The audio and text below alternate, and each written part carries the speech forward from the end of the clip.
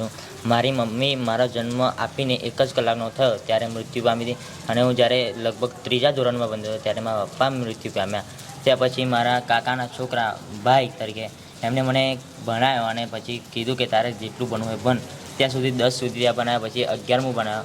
પછી હું ભણતો હતો ત્યાં પણ પછી વાત સાંભળી કે અહીંયા એક સંકુલ ખોલ્યું છે તે કે તાર ભણવા જવું છે, તો મેં અહીંયા અરજી લીધી. એમાં પછી અહીંયા આવ્યો અને પછી કીધું કે તું ભણજે.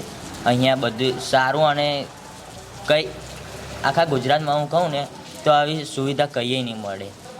આ બાળકો એવા છે કે લગભગ એમના જીવનની અંદર ક્યારેય એમને કોઈ ગુરુત્વ પ્રભુત્વ આપવામાં નથી આવ્યું. લગભગ 70% એવા છે જેના માતા પિતા બિલકુલ છે નહીં. બાકી જે રહ્યા છે એમાં લગભગ એમના પપ્પા નથી, બાકી કેસની અંદર એમના મમ્મી નથી, અને માંડ કદાચ 15-20 સંખ્યા હશે જેના માતા પિતા હશે પણ એને ઘરની અંદર શું ખાય છે કે શું પીવે છે એ જોવાવાળું કોઈ છે નહીં. તો એકચ્યુઅલમાં નીડી પર્સનો માટે ઊભું કર્યું છે અને એમને એક વસ્તુ આમાં કીધી છે કે તમારા જીવનમાં આમ પણ કશું છે નહીં. તમારી પાસે એવી કોઈ જમીન નથી, તમારી પાસે એવી કોઈ મિલકત નથી, તમારી પાસે એવા કોઈ લોકો નથી જે તમને તૈયાર કરે. તો આ તૈયારી તમારી પાછળ હું કરી રહ્યો છું. તમારો એક સ્વાર્થ છે કે કમસે કમ બોલતા થજો. અમે જેવી એન્ટર થઈએ ને, તમે કોઈ બી બાળકને નામ પૂછો ને, પ્લીઝ આવો. શું નામ તારું? ચેતન વંદે માતરમ. ચેતન વંદે માતરમ એટલે સરનેમ અહીંયા સરનેમ જેવું છે જ નહીં. હજુ અમને ખબર જ નથી કોણ કયા સમાજમાંથી આવે છે. ઓકે, અહીંયા પાછળ સરનેમ હટાવીને વંદે માતરમ લગાડી દીધું છે. એટલે બધા ભારતીય છે. તમે પોલિટિક્સમાં જવાના છો? કારણ કે 1,00,000%. હું હંમેશા બોલતો રહ્યો છું કે આ સોશિયલ એક્ટિવિટી કરું છું પણ હું રાજનીતિ કરવા જ આવ્યા છું અને રાજનીતિ જ કરું છું. પણ મારી રાજનીતિથી લોકોને જો ફાયદો થતો હોય તો મારી રાજનીતિ સફળ છે. હું હંમેશા ખુલ્લું બોલું છું કે મારું સપનું છે PM બનવાનું. બરોબર ના બરોબર 2 નંબર, બટ હંમેશા જાહેર મંચથી બોલું છું કે મારે ભારતના PM બનવું છે. કે જ્યારે મેં આ શરૂઆત કરી હતી લોકો હસતા હતા. મારા પર બી હજારો સવાલ થયા છે, મય પછીને પબ્લિસિટી કરવી છે, મય પછીને ફેમસ થવું છે. પણ મેં કીધું હા, મારે ફેમસ થવું છે. ફેમસ થવું કંઈ ગુનો થોડો છે? રાજનીતિ કરવી કોઈ ગુનો થોડો છે? દરેકના અધિકાર છે.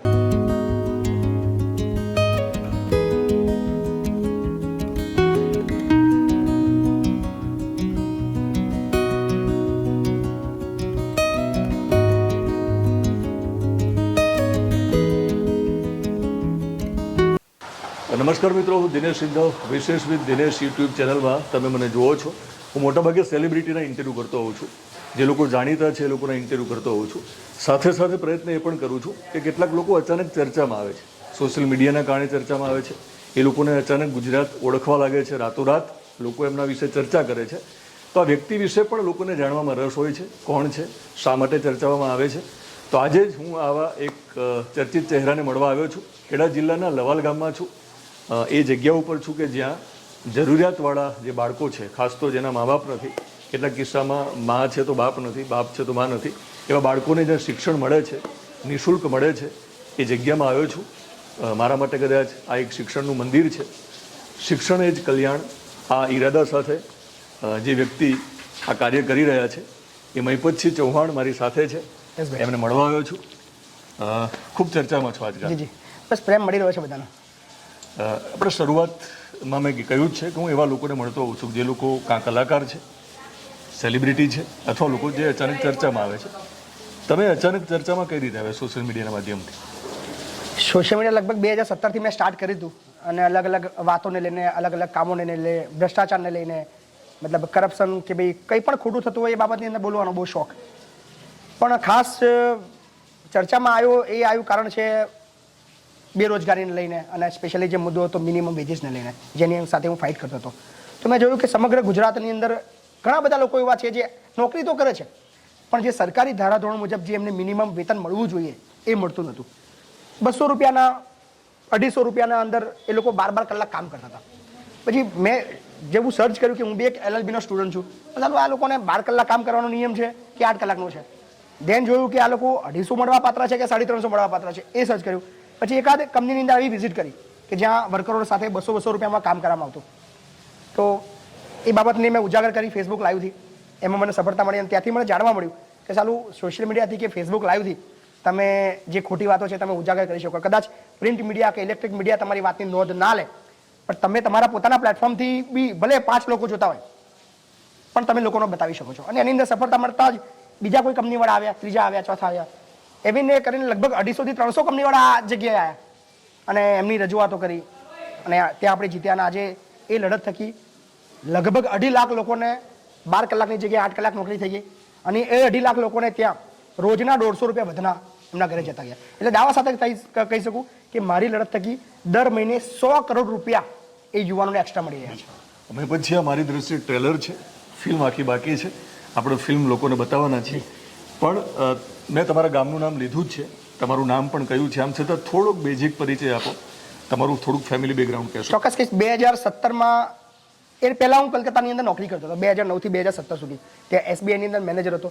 મજાકમાં ઇલેક્શન લડ્યો, ચૂંટણી આવી હતી તો વિચાર્યું કે ભાઈ જે બે કેન્ડિડેટ જે ઊભા હતા તેમાં મજાકમાં મારાથી બોલાઈ ગયું કે યાર આવા કેન્ડિડેટ ના હોવા જોઈએ. તેમાં મારો મિત્ર બોલ્યો કે ભાઈ તું બહુ હોશિયાર છું તો અહીંયા તું રે, તું ફોર્મ ભર, તું સરપંચ બની જા, તું ગામનો વિકાસ કર.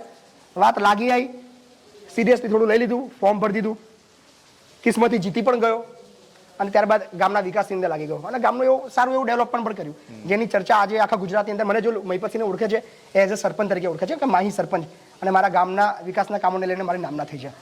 તો ધેન ત્યાં સિસ્ટમમાં ગયા પછી ખબર પડી કે બહુ બધું કરપ્શન છે અને તમે સિસ્ટમ સાથે ના ચાલો તો તમને બહાર ફેંકી દે. એનો ભોગ પણ હું બન્યો. 2019માં મને સસ્પેન્ડ કરવામાં આવ્યો સરપંચના પદથી, કે જ્યાં એક સરકાર કહી રહી છે કે ગુજરાતનું શ્રેષ્ઠ ગામ છે, આદર્શ ગામ બનાવ્યું છે, અને બીજા મહિને મને પદ પરથી હટાવવામાં આવે છે. પણ ડઝન્ટ મેટર, એ ફાઇટથી બી મને શીખવા મળ્યું કે તમે કંઈક સારું કરશો તો લોકો તમને નડશે, પણ હિંમત તમારે હારવા નથી. એ વસ્તુ જોયા બાદ મારા મનની અંદર એક વસ્તુ લાગી આવ્યું કે યાર યુવાનો તો છે જે કંઈક સારું કરવા માંગે છે પણ એકલા છે, એકલા લડી રહ્યા છે, એકલા બોલી રહ્યા છે, એકલા દબાયેલા છે, અને કદાચ લડવાની સાથે એમના પર થોડું પ્રેશર આવતા એ ઠંડા પડી જાય છે. પણ મારા કેસની અંદર મેં નક્કી કર્યું જેટલો મને દબાયો એટલા મોટા અવાજથી હું હંમેશા બોલતો ગયો. અને સરપંચના પદથી લઈને સરપંચના વિકાસની હોય, ભ્રષ્ટાચાર હોય, રોડ રસ્તાની અંદર, તમને જાણીને આશ્ચર્ય થશે કે મારા ખેડા જિલ્લાની અંદર લગભગ છેલ્લા 2 વર્ષની અંદર 100 કરોડ રૂપિયાના રોડ મહિપતસિંહના અવાજથી બન્યા છે. તો લોકો જોવે છે અને લોકોને ડર આવ્યો છે. અને આજે મતલબ હું કહીશ કે સોશિયલ મીડિયા એક બહુ મોટી તાકાત છે, પણ તમે એનો વ્યવસ્થિત ઉપયોગ કરો તો.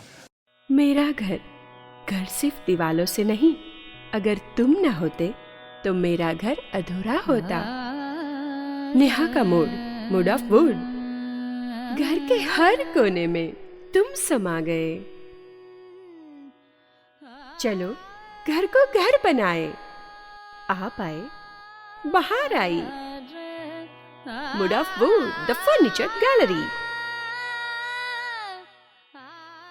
તો તમે વ્યવસ્થિત ઉપયોગની વાત કરી છે. તો મેં પછી કેટલાક કિસ્સામાં હું શંકા નથી કરતો તમારા પ્રત્યે, પણ કેટલાક કિસ્સામાં એવું બને છે કે લોકો તો દાન આપવા માટે રેડી છે, તમારા જેવા લોકો અવાજ ઉઠાવે, લોકો બદલાતા હોય છે, એ ખુદ ભ્રષ્ટાચાર કરવા લાગે, પૈસો આવે પછી એ પૈસાનો ચેન્જ થઈ દુરુપયોગ કરે, તો તમે કમિટમેન્ટ કરશો કે તમે હું ક્યારેય નહીં બદલાવ? એક વસ્તુ હું કહી શકું કે માણસનો એક નિયમ છે કે બદલાય, અને અત્યાર સુધી ચાલતું આવ્યું છે.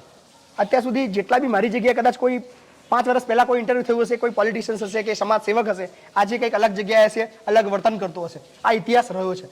પણ આ એક વસ્તુ હું ચોક્કસ લોકોને કહીશ કે કાલે મહિપતસિંહ પણ જો ખોટું કરતો હોય ને તો એની સામે પણ તમારે નિડરતાથી ખોખરથી અવાજ ઉઠાવવો જોઈએ. કારણ કે લોકો ખોટું કરે છે બીકોઝ ઓફ સારું બોલવાવાળા લોકો કે એનું ઉઘાડું પાડવાવાળા લોકો નથી. એટલે તમે કરશો કે નહીં કરો? તમને કોઈ માણસ ચલો હું કાલે કરવાનો બી છું તો હું આજે બોલીશ ખરો કે હું ખોટું કરીશ કે નહીં કરું, ખાલી વાતો છે. પણ તમારી વિચારધારા અને તમારા ઈરાદેથી તમે જો કામ કરો તો શા માટે ખોટું? પૈસા કમાવા માટે તમારે ખોટું કરવું જોઈએ. આજે હું એક વસ્તુ કહી શકું કે કદાચ મારે જો ખોટું કરવું હોત ને તો આ જે 6 મહિના લાગ્યા મને 4 કરોડ રૂપિયા ભેગા કરતા, અને મેં ખાલી હામાં હા પાડી હોત ને તો કદાચ મારી પાસે 400 કરોડ રૂપિયા હોત.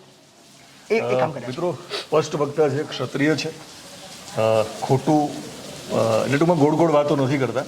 આમ છતાં મને જ્યાં જરૂર લાગશે ત્યાં હું કદાચ એમનો કાન બિલકુલ પત્રકાર છું, પ્રસિદ્ધિ મળે એટલા માટે નથી આવ્યો. મેં કહ્યું કે ચર્ચામાં છે એટલા માટે આવ્યો છું. ખાસ તો બાળકો પણ આપણી સાથે જ વાતચીત કરવાના છીએ. તો ફરી એ મૂળ વાત ઉપર આવીએ કે તમે લવાલના સરપંચ બનો છો, માજી સરપંચ છો, ભ્રષ્ટાચારની સામે અવાજ ઉઠાયો, પણ શિક્ષણ અને ખાસ તો એવા બાળકોને શિક્ષણ મળવું જોઈએ કે જેના મા બાપ નથી. આ વિચાર કેટલા મહિના પહેલાં આવ્યો, કેટલા સમય પહેલાં આવ્યો અને એ કાર્ય કઈ રીતે શરૂ થયું? એ પણ કહીશ, એક મજાકની અંદર એક ઈચ્છા થઈ કે આવું કોઈ સંકુલ બને. 2 મિત્રો ચર્ચા કરતા હતા અને સ્કૂલનું એજ્યુકેશન પોલિસી જે નવી આવી છે એની પર ચર્ચા કરતા હતા, અમે ડિબેટ કરતા હતા. તો એની અંદર મને આવ્યું કે યાર આવી કોઈ પોલિસી હોતી હશે કે જે જિંદગીની અંદર આપણા કોઈ કામમાં આવતું જ નથી. એ ભણતર આપણા કામનું શું? કે ચલો આજે હું LLB નો સ્ટુડન્ટ છું, 3rd યરમાં એક્ઝામ ભણી રહ્યો છું, પણ અત્યાર સુધી હું જે ભણ્યો છું મારા આટલા જીવનકાળની અંદર કોઈ પણ એવો ટાસ્ક કે એવી કોઈ પણ બાબત મને પૂછવામાં નથી આવી. તો મતલબ અત્યાર સુધી મારું ભણેલું વ્યર્થ છે, જે મને ક્યારેય કામમાં નથી આવી. તો એવી કોઈ પદ્ધતિ કે એવી કોઈ રીત હોય કે એવી કોઈ સિસ્ટમ હોય જ્યાં એકચ્યુઅલમાં છોકરાઓ જ્યારે મોટા થાય અને એમના જીવનની અંદર ઉપયોગી બને એવું આપણે ભણતર બનાવીએ. તો એના માટે પોતાનું પ્રીમાઇસીસ જોઈએ, પોતાના વિચારધારા જોઈએ, પોતાના નિયમ કાનૂન જોઈએ. તો એના માટે વિચારો કે ચલો એક જગ્યા લઈએ આપણે અને નાનું અમથું કંઈક ચાલુ કરીએ. શું ચાલુ કરીએ આઈ ડોન્ટ નો. હજી પણ હું કન્ફ્યુઝ છું કે મેં શું ચાલુ કર્યું છે. હું તમને જુઓ આખા સંકુલમાં તમને કોઈ જગ્યાએ બોર્ડ જોવા નહીં મળે. શું છે હજુ અમને ખબર નથી. આ બસ એક વિચારધારા છે કે અહીંયા આગળ લોકો બોલતા થાય, લોકો સવાલ કરતા થાય. અને આજે પણ હું હંમેશા સવારે છોકરાઓને એક વસ્તુ શીખવાડું છું કે યાર ખોટાનો ભરપૂર વિરોધ થવો જોઈએ. આજે ખોટું માર્કેટમાં ચાલી રહ્યું છે બીકોઝ ઓફ સારા લોકો ચૂપ છે અને એના લીધે એનો તકનો ફાયદો ખોટા લોકો ઉઠાઈ રહ્યા છે. પણ અત્યારે મારી પાસે માની લો અત્યારે 100-125 ની સંખ્યા છે અને મારું વિઝન છે કે આવતા વર્ષ સુધી હું 300 નો આંકડો કરીશ. અને એ 300 બાળકોને એટલીસ્ટ હું એવા તો સંસ્કાર આપીશ, એવી તાકાત આપીશ કે સીધા જિલ્લા કલેક્ટરને કે એસપીની ચેમ્બરમાં જઈને એને સવાલ પૂછશે કે સાહેબ આ ખોટું છે. આ કેવા બાળકો છે એટલે સમજવા માટે જી જી કે એમનું બેકગ્રાઉન્ડ કેવું છે? આ બાળકો એવા છે કે લગભગ એમના જીવનની અંદર ક્યારેય એમને કોઈ ગુરુત્વ પ્રભુત્વ આપવામાં નથી આવ્યું. લગભગ 70% એવા છે જેના માતા પિતા બિલકુલ છે નહીં. બાકી જે રહ્યા છે એમાં લગભગ એમના પપ્પા નથી, બાકી કેસની અંદર એમના મમ્મી નથી અને માંડ કદાચ 15-20 સંખ્યા હશે જેના માતા પિતા હશે પણ એને ઘરની અંદર શું ખાય છે કે શું પીવે છે એ જોવાવાળું કોઈ છે નહીં. તો એકચ્યુઅલમાં નીડી પર્સનો માટે ઊભું કર્યું છે અને એમને એક વસ્તુ આમાં કીધી છે કે તમારા જીવનમાં આમ પણ કશું છે નહીં. તમારી પાસે એવી કોઈ જમીન નથી, તમારી પાસે એવી કોઈ મિલકત નથી, તમારી પાસે એવા કોઈ લોકો નથી જે તમને તૈયાર કરે. તો આ તૈયારી તમારી પાછળ હું કરી રહ્યો છું. તમારો એક સ્વાર્થ છે કે કમસે કમ બોલતા થજો. અને એક કન્સેપ્ટ એટલા માટે છે કે દરેક જિલ્લામાંથી મેં લીધા છે. કોઈ એક આ સંકુલની અંદર તમને મજાનો વસ્તુ એ આવશે કે આખા ગુજરાતના લગભગ 19 જિલ્લાઓના છોકરાઓ અહીંયા આગળ રહી રહ્યા છે. એમને બોલતા કરવા છે તમારે, એ અવાજ ઉઠાવે એવી તમારી ઈચ્છા છે? બિલકુલ. તો થોડુંક બોલાવડાવી બિલકુલ. યસ ભાઈ આવી જાઓ. યસ ભાઈ આવી જાઓ. આવો, બિલકુલ આવો બેટા, નજીક આવો બેટા, આવો બધા જ આવો. આવી જાઓ બધા, આવી જાઓ બધા. યસ ભાઈ. ઓકે, શું નામ તારું? મારું નામ નરેશભાઈ મેલાભાઈ પરમાર છે. હરેશ, ક્યાં તારું વતન, તારું ગામ ક્યાં? મારું મૂળ ગામ ખાનપુર છે, બોરસદ તાલુકામાં આવ્યું, આણંદ જિલ્લાની અંદર ફાધર મધર છે. ઓકે. પણ તમારી જે ભણવા માટેની જે જરૂરિયાત છે કદાચ મા બાપ પૂરા કરી શકે, ખર્ચ કરી શકે એવી સ્થિતિમાં કદાચ મા બાપ નહીં હોય. ના, નથી. અહીંયા આવીને કેવું લાગે છે? સારું લાગે છે. જે જ્ઞાતિ જાતિના જે વડવાઓમાંથી જે પછી બાપુ કહે છે કે બહાર નીકળો, લોકોની ચમચાગીરી નહીં કરવાની, સમાજ માટે બધા સર્વ સમાજ સેનાની એનું નામ જ એવું છે. તે માટે પછી બાપુ બહુ પ્રયત્નો કરી રહ્યા છે. એટલે બધી જ જ્ઞાતિના બાળકો એક સાથે રહી શકે? અહીંયા સમાજ જેવું છે જ નહીં. અહીંયા અમે જેવી એન્ટર થઈએ ને, તમે કોઈ બી બાળકનું નામ પૂછો ને, પ્લીઝ આવો. યા ભાઈ. શું નામ તારું? ચેતન વંદે માતરમ. ચેતન વંદે માતરમ. એટલે સરનેમ અહીંયા સરનેમ જેવું છે જ નહીં. હજુ અમને ખબર જ નથી કોણ કયા સમાજમાંથી આવે છે. ઓકે. અહીંયા પાછળ સરનેમ હટાવીને વંદે માતરમ લગાડી દીધું છે. એટલે બધા ભારતીય છે. એટલે ન ખબર પડતા એક પ્રકારની જે જ્ઞાતિવાદ છે એ સડો પણ દૂર થવાનો છે. ક્યાંથી આવે છે? હું અમદાવાદથી આવે છું, મારું ગામ વટવા છે. તો તારા વિશે ફેમિલી બેકગ્રાઉન્ડ કહીશ તું, તારા મમ્મી પપ્પા વિશે વાત કરીશ. મારા મમ્મી પપ્પા, હું ઘેર હતો, હું 1 થી 8 ઘેર ભણ્યો કે મારા મમ્મી પપ્પા ખર્ચ નથી ઉઠાવ્યો કે તે એનું અમે યુટ્યુબ ફેસબુકમાં નામ સાંભળ્યું તો અમે અહીંયા આવીને એડમિશન કરાવ્યું. આમાં કોણ છે બેટા કે જેના મા બાપ નથી? યસ. શું નામ બેટા? મારું નામ ધર્મેશ છે. અમરેલી જિલ્લોથી કરું છું ને સાવરકુંડલા મારું ગામ છે.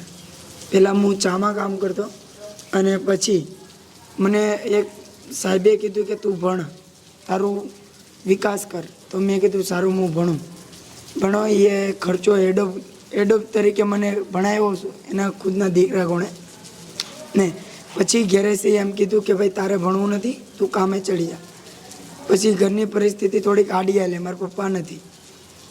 7 વર્ષનો હતો ત્યારે મારા પપ્પા ડિવોર્સ થઈ ગયા, ડિવોર્સ લઈ લીધો મમ્મી જોડે.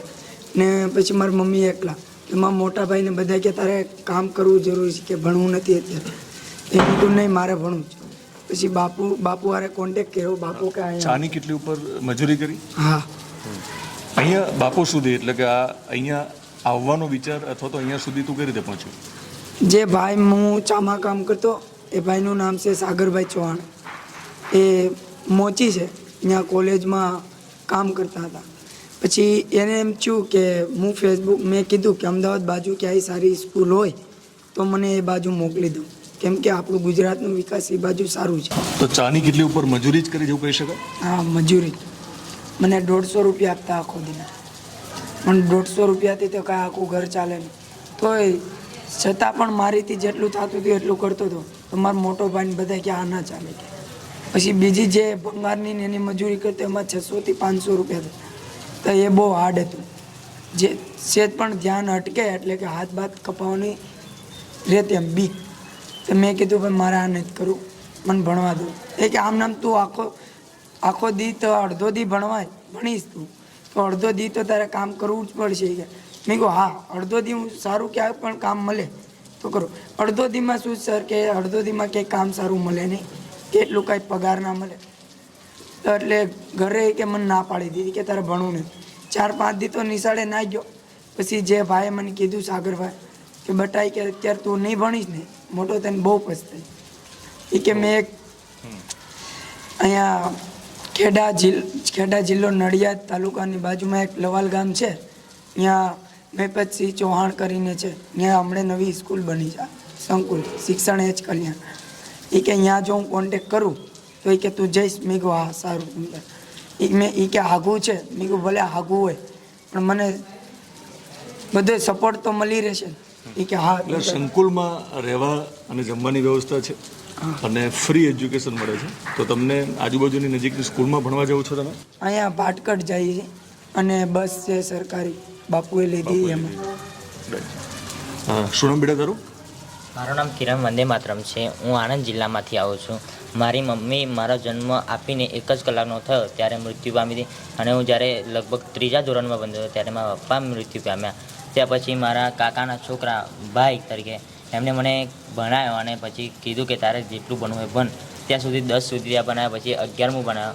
પછી હું ભણતો હતો ત્યાં પણ પછી વાત સાંભળી કે અહીંયા એક સંકુલ ખોલ્યું છે, તે કે તારે ભણવા જવું છે. તો મેં અહીંયા અરજી લીધી. એમાં પછી અહીંયા આવ્યો અને પછી કીધું કે તું ભણજે.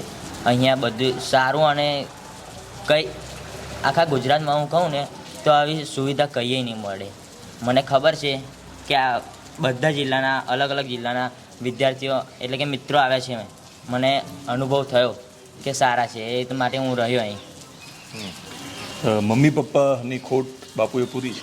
હા, મમ્મી પપ્પાની બાપુએ ખોટ પૂરી છે. કેમ કે મને અહેસાસ નથી થતો કે મારા મમ્મી પપ્પાને, જેમ કે બાપુ છે ને તે મને એવું લાગે કે મારું કોઈ હે નહીં એવું લાગતું જ નથી. મને બધા છે મારા, અને મિત્રો છે એટલે કોઈ ખોટ તો છે જ નહીં. Thank you. ઘણા બધા બાળકો છે, બધા સાથે કદાચ વાત નહીં કરી શકીએ, પણ બાપુ મને એવું લાગે છે કે જે બાપ વગરના દીકરાઓ છે એમને બાપુ મળ્યા છે. એટલે બાપ નથી પણ ભગવાને બાપુ મોકલ્યા છે. ઉપર પણ આઈ થિંક હજુ કેટલા માળનું બિલ્ડિંગ છે? 4 માળનું બિલ્ડિંગ છે. હે ને? તો આપણે જઈએ ઉપર વાતચીત કરીએ. બિલકુલ. બાપુ એકાદ રૂમની વિઝિટ કરીએ આપણે? યસ ભાઈ, યસ પ્લીઝ.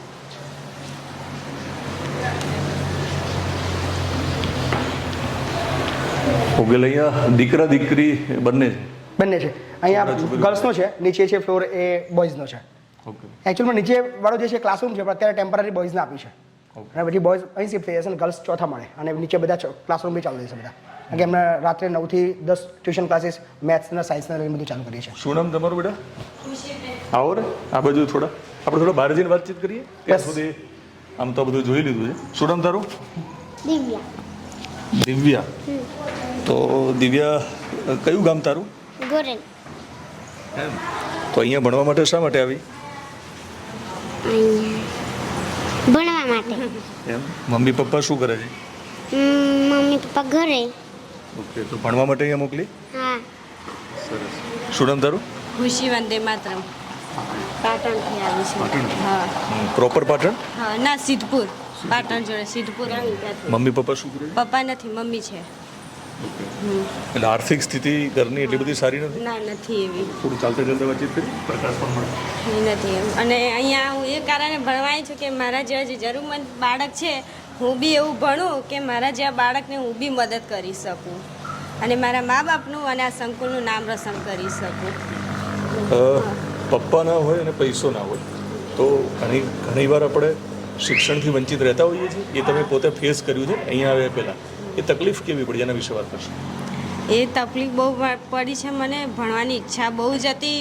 પછી મારા મામાએ આ સાહેબનું જોયું, બાપુનું, ત્યારે કીધું કે આ ભણવાનું સારું છે તો અહીંયા આગળ અમે આવ્યા અને મને જોતાં કરતાં સારું લાગી ગયું અને મેં અહીં એડમિશન લીધું. અહીં ભણવા સિવાય બીજી બી એક્ટિવિટી નવી કરાવે છે. મને એનું ભણવાનું બહુ જ ગમ્યું છે અને આ સંકુલનું મારા મા બાપનું નામ રોશન કરવા માંગુ છું. Thank you. મિત્રો, ઘણી બધી દીકરીઓ છે, બધા સાથે વાત નહીં કરી શકીએ. બાપુ, બધા એવું કહે છે કે તમારા સુધી એ લોકો આઈ થિંક ફેસબુકના કારણે બધા પહોંચ્યા. ફેસબુકના કોન્ટેક્ટથી છે. તો આ સોશિયલ મીડિયાની જે તાકાત છે, ખાસ તો સોશિયલ એક્ટિવિટી કરવા માટે, તો એ અનુભવ કહેશો કે કઈ રીતે આ લોકો તમારા સુધી પહોંચ્યા અને લોકોએ અહીંયા લોકોને મોકલ્યા અને ખાસ તો આ બિલ્ડિંગ ઊભું કરવા માટે લોકોએ દાન પણ આપ્યું. દિનેશભાઈ, મસ્ત વાત કહું.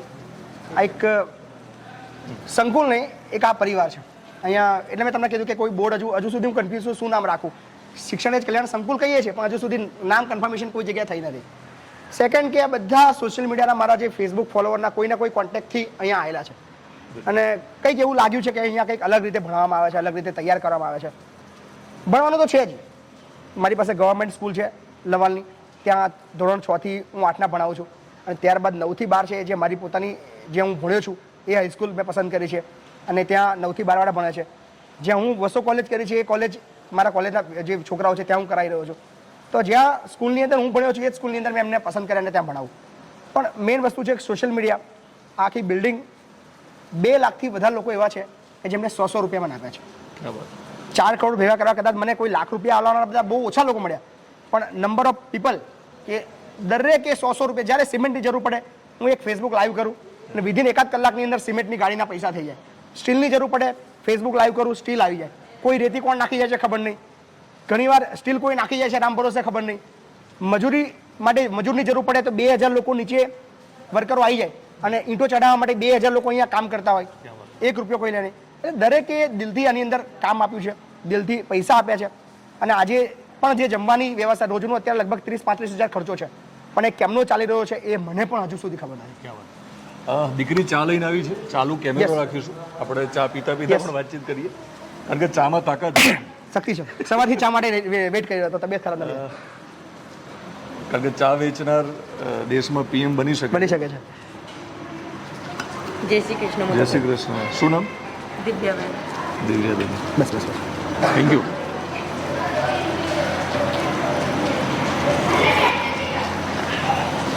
તો ખાસ તો બાપુ જે સવાલ છે કે સોશિયલ મીડિયાની આટલી બધી તાકાત છે, સદુપયોગ જો તમે કરો તો આ પ્રકારનું એક સંકુલ ઊભું થઈ શકે. બિલકુલ.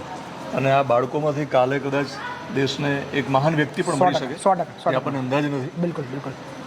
એક્ટિવિટીની તમે થોડી વાત તો કરી જ છે, પણ બીજી કઈ એક્ટિવિટી આપણે કરી રહ્યા છીએ એના વિશે વાત કરશું. મેઇન સવારે સ્કૂલ શરૂ થતાં પહેલાં 7 વાગે બધા અમે ભેગા થઈએ છીએ અને રોજ એક 10 મિનિટ પર ચર્ચા હોય છે. એની અંદર ટોપિક એ લોકો આપતા હોય છે કે ભાઈ જેવી રીતે આજનો ટોપિક હતો કે ભાઈ શિક્ષણની પદ્ધતિ કેવી છે, ગઈકાલે ટોપિક હતો કે દેશમાં બેરોજગારી ક્યારે દૂર થઈ શકે, એના પહેલાં મતલબ જેવા હાલના જે લોકો ફેસ કરી રહ્યા છે કે દેશની અંદર ભ્રષ્ટાચાર કઈ પદ્ધતિથી ચાલી રહ્યો છે તો લોકો એમના અનુભવ શેર કરે છે. છોકરાઓ બોલી રહ્યા છે કે ભાઈ એકવાર હું તાલુકા પંચાયત કચેરીમાં ગઈ હતી આવકનો દાખલો કઢાવવા માટે અને મારી પાસે 500 રૂપિયાની માંગણી કરવામાં આવી હતી. એ જાહેરમાં બોલી રહી છે, જ્યાં સુધી તમે ક્યારેક કોઈ સ્ટુડન્ટના મોઢા પર નહીં સાંભળ્યું હોય.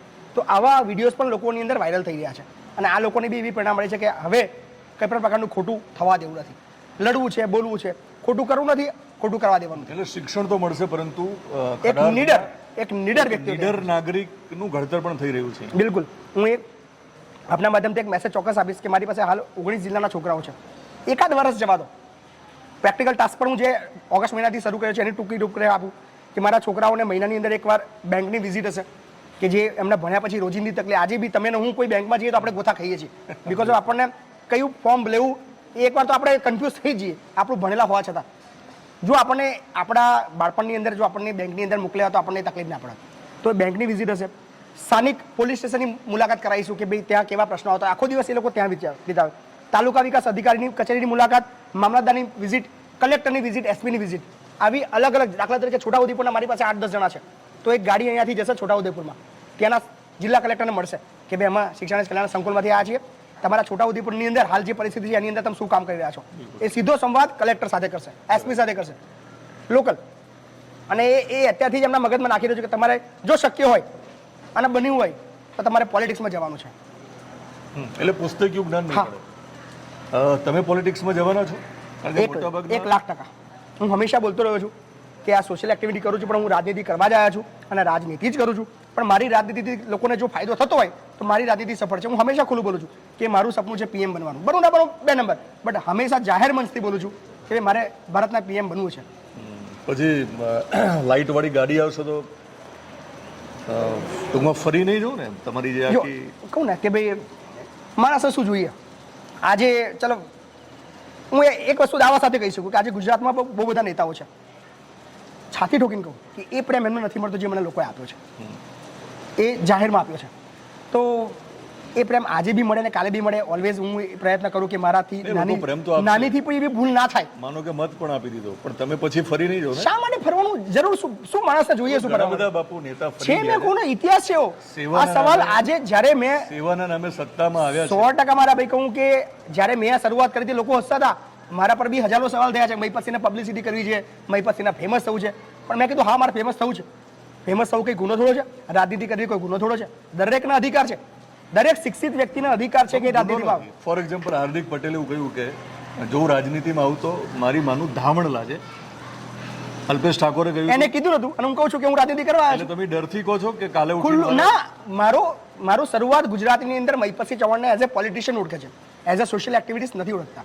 હું મારો જન્મ જ જ્યારે 2017માં ગુજરાતમાં આવ્યો, સરપંચ બન્યો, દેટ મીન્સ હું પોલિટિશિયન છું અને હંમેશા બોલતો રહ્યો છું કે હું રાજનીતિ જ કરી રહ્યો છું. તો રાજનીતિ તમે કરવાના છો તો રાજનીતિની થોડી ચર્ચા કરી લઈએ. તો તમને લાગે છે હાર્દિક પટેલે શરૂઆતમાં જ કેવું જોઈતું હતું સમાજને કે હું રાજનીતિ કરવા? બિલકુલ એકદમ ક્લિયર કેવું જોઈતું હતું અને દરેકે કેવું જોઈએ. મતલબ હું જેટલું રાજનીતિને સમજુ છું, સોશિયલ એક્ટિવિટીને સમજુ છું, બધું આ કરું છું, એ દરેક વ્યક્તિએ કહેવું જોઈએ. કારણ કે અંદર ખાને બધા સપના જોતા હોય છે કે રાજનીતિમાં જવું છે અને કદાચ સોશિયલ એક્ટિવિટી એ એનું પહેલું પગથિયું કહેવાય કે ભાઈ તમે સોશિયલ એક્ટિવિટી કરો, લોકો તમને ઓળખે, પછી તમારે જ્યારે ચૂંટણી આવે તેનો તમને ફાયદો મળે. એમાં ખોટું બી કંઈ નહીં. કદાચ આવું કરીને બી આવું વિચારીને કદાચ માની લો મારે ધારાસભ્ય બનવું છે 2019માં, 2022માં મેં સ્કૂલ બનાવી, ઈચ્છું છું મને લોકો ઓળખે, લોકો મને જાણે, હું ફેમસ થવું, પણ આ કરવાથી બી 100 લોકોની જિંદગી બદલાઈ રહી છે. રાજનીતિ સામે બિલકુલ વાંધો નથી, પણ આપણે હાર્દિકની ચર્ચા લીધી. એ બધો બહુ લાંબી યાદી છે. હાર્દિક છે, અલ્પેશ છે કે ભાઈ વોટેવર કેટલા બી લોકો આવા છે, લોકોએ શરૂઆતમાં સ્પષ્ટ કહેવું જોઈએ, સ્પષ્ટ છુપાવીને શા માટે? સમાજ સાથે એમને દ્રોહ કર્યો છે તમે માનો છો? સમાજ દ્રોહ એ કદાચ એમની અંગત મતલબ વિચારધારા હોઈ શકે, પણ જે તમે કરવાનો છો એ તમે લોકોને ખબર હોવી જોઈએ. હું હંમેશા કહું છું કે ભાઈ મહીપતસિંહ તમે એઝ અ સોશિયલ એક્ટિવિસ્ટ ના સમજતા, હું રાજનીતિ કરવા માટે આવ્યો છું અને રાજનીતિ મરીશ ત્યાં સુધી કરીશ અને મારા જેવા લાખો યુવાનોને રાજનીતિમાં લાવીશ. કઈ પાર્ટીમાં જશો જો તમને ઇન્વિટેશન મળે તો? અત્યારે એ બી હું ખુલ્લું કહી દઉં, મને બંને પાર્ટીની મતલબ ઓલરેડી આમંત્રણ છે કે આવો, તમારું સ્વાગત છે. કઈ બંને પાર્ટી? બીજેપી અને કોંગ્રેસ. આપમાં તો હું ઓલરેડી હતો જ, પ્રદેશ પ્રમુખ યુથનો હતો, પણ થોડી મતલબ કામની થોડી પદ્ધતિને લઈને થોડું હું જુદો પડી ગયો. પણ જ્યારે બી એવું કંઈક મતલબ મારા મનની અંદર આવશે કે એવો સમય આવશે, ચોક્કસ નિર્ણય લઈશ અને ગુજરાતને એડવાન્સમાં કહીશ. કોઈ રાતોરાત ખબર નહીં પડે કે મહીપતસિંહ આની અંદર જોડાઈ ગયા. 1 મહિના પહેલા ખબર હશે મહીપતસિંહને કે બાપુ આ પાર્ટીમાં આવી રહ્યા છે અને આમાંથી ચૂંટણી લડવાના છે. ઓકે, તમે પાર્ટીમાં જશો, ચૂંટણી લડશો, એ અંગત નિર્ણય છે અને રાજનીતિ બધા કરી શકે. બિલકુલ. પણ આ જે સેવા છે ને એને લઈને હજુ તમે શું કરવા માંગો છો? એક અંતિમ સવાલ બહુ જ મતલબ મારા જીવનનો બહુ મોટો હેતુ છે તમારો સવાલ, કે એવું ડ્રીમ છે કે દિનેશભાઈ 2025 પહેલાં મારું એવું ડ્રીમ છે કે એટલીસ્ટ આખા ગુજરાતમાં 33 આવા સંકુલ ઊભા થાય. અઘરું છે પણ મને લાગે છે ત્યાં સુધી હું આ વસ્તુ કરી શકું એમ છું. કારણ કે આ ફિલ્ડમાં આવ્યા પછી, આ વસ્તુ કર્યા પછી મેં એટલું જોયું છે કે તમે સારું કરવા નીકળો દિનેશભાઈ, પૈસા માટે ક્યારેય અટકશે નહીં. હું આજે બી કહી શકું મારી પાસે 4 લાખની હેસિયત આજે બી નથી, પણ હું 400 કરોડનું સપનું જોઈ શકું છું બિકોઝ ઓફ એવા 4 લાખ લોકો મારી સાથે છે જે કદાચ મારા એક ફોનથી એક મેસેજથી જે લાખ રૂપિયા આપવા માટે અહીંયા આગળ આવવા તૈયાર છે કે તમે કરો. તમારું સપનું સાકાર કરો, કારણ કે મૂળ ઈરાદો તમારો સેવાનો છે અને હું ઇન્ટરવ્યૂ એવા લોકોનો જ કરું છું કે જે લોકોનો મૂળ ઈરાદો સારો હોય. પણ આશા રાખું કે તમારા સુધી જે દાન આવે છે એનો યોગ્ય ઉપયોગ થાય, બિલકુલ વેડફાય નહીં, હે ને? એવી આશા રાખું. સારામાં સારી સુવિધા લોકોને મળે અને એ બી હું ડિસેમ્બરની અંદર બતાવીશ, છાતી ઠોકીને કહીશ કે કદાચ અહીંયા જે સુવિધા જે ઊભી કરવા જઈ રહ્યો છું એ કદાચ ઇન્ડિયાની કોઈ આવી હોસ્ટેલની અંદર આ સુવિધા નહીં હોય. એ વસ્તુ આપણે અહીંયા આપવાના છે. તો એના માટે શુભકામના. Thank you. ભગવાન અને માતાજી, કારણ કે ક્ષત્રિય છો એટલે માતાજીને યાદ કરીશ, તમને શક્તિ આપે. તમારે જતા જતા કશું કેવું હોય મારા ઓડિયન્સને અથવા તો તમને? એક મેસેજ આપીશ આપણા માધ્યમથી. અને મને આનંદ થયો કે દિનેશભાઈ સ્પેશિયલી મારા સંકુલે આવ્યા અને મારી વાત એમના ઓડિયન્સ સુધી પહોંચાડવાનો મને જે મોકો મળી રહ્યો છે તે એક જ વસ્તુ કહીશ કે તમે પણ તમારા આસપાસના વિસ્તારની અંદર તમને જ્યાં જરૂરિયાતમંદ લોકો આવા દેખાય, એવું કોઈ બાળક દેખાય કે જે માતા પિતા વગરનું છે, અથવા માતા નથી કે પિતા નથી, કે અથવા માતા પિતા છે પણ પરિસ્થિતિ નથી ને ભણવાને લાયક છે ને ભણવા માંગે છે, તો એને અમારા ખેડા જિલ્લાના વસો તાલુકાના લવાલ મુકામે એને મૂકી જાઓ. એને ભણીને એક આદર્શ નાગરિક બનાવવાની જવાબદારી મારી. બસ તમારું કામ છે અહીંયા પહોંચાડો, અને શક્ય હશે તેનું ભાડું પણ તમને આપવા તૈયાર છું. તમે ફક્ત એને લઈને આવો. મહિપતસિંહ, ફરી એકવાર thank you very much. Thank you, best of luck. Thank you so much. મિત્રો, જેના મા બાપ નથી એ સિવાયના બાળકો પણ આવી શકે છે, પણ જેના મા બાપ નથી, તો જેનો બાપ નથી એના માટે બાપુ તૈયાર છે. અને બાપુમાંથી એક જો આગળનો શબ્દ લઈએ તો બા, જેને માને આપણે બા પણ કહીએ છીએ. જે બાળકને મા નથી એની બા બનવા પણ મારા વ્યક્તિ તૈયાર છે, પ્રેમ આપશે. અને હું પત્રકાર છું, જરૂર લાગે ત્યારે જો બાપુ આડાવડા થશે, બિલકુલ એમની અને કરવું જ જોઈએ. હું સવાલ કરીશ આવીને. રાજનીતિમાં પણ આવે આવા લોકોની કદાચ જરૂર હશે, આપણે માની લઈએ, પણ રાજનીતિમાં આવ્યા પછી ખરા અર્થમાં સેવા કરે તેવી અપેક્ષા નહીં કરે તો હું એકદમ ધારદાર સવાલો કરીશ. બિલકુલ બિલકુલ, કારણ કે મૂળ પત્રકાર છું અને હોવું જોઈએ બધા પત્રકારો. એવા સવાલો તો સાહેબ, હું દિનેશભાઈ જતા જતા એક ચોક્કસ સવાલ કરીશ કે આજે ખોટા લોકો ખોટું કરી રહ્યા છે બીકોઝ ઓફ પત્રકારો ચૂપ છે. મને ખરેખર હંમેશા પત્રકારો પર બહુ ગુસ્સો આવ્યો છે, અને મારી કોઈ પણ કવરેજ, કોઈ પણ વાતો તમને ક્યારેય મીડિયામાં જોવા નહીં મળે, બીકોઝ હું પત્રકારોને ગાળો આપું છું કે જે પત્રકારોએ જે કામ કરવું જોઈએ એ ના કરીને ચૂપચાપ બેસે છે. એટલે મને બહુ ગુસ્સો આવે, પણ ઈચ્છું કે પત્રકારો જાગૃત થઈને કાલે મહિપતસિંહ, ચલો બીજા કોઈ ના કરી શકો વાંધો નહીં, પણ મહિપતસિંહ જે તમને ગાળો આપે છે એટલીસ્ટ મહિપતસિંહનું ખોટું બતાવવાની હિંમત રાખજો. તો મિત્રો, આ ઇન્ટરવ્યૂ જો તમને ગમે તો તમે લાઇક શેર કરશો, આપણી યુટ્યુબ ચેનલને સબસ્ક્રાઇબ કરશો. આપણી યુટ્યુબ ચેનલમાં બાકીના ઘણા બધા પ્રેરણાદાયી ઇન્ટરવ્યૂ છે એ પણ જોજો.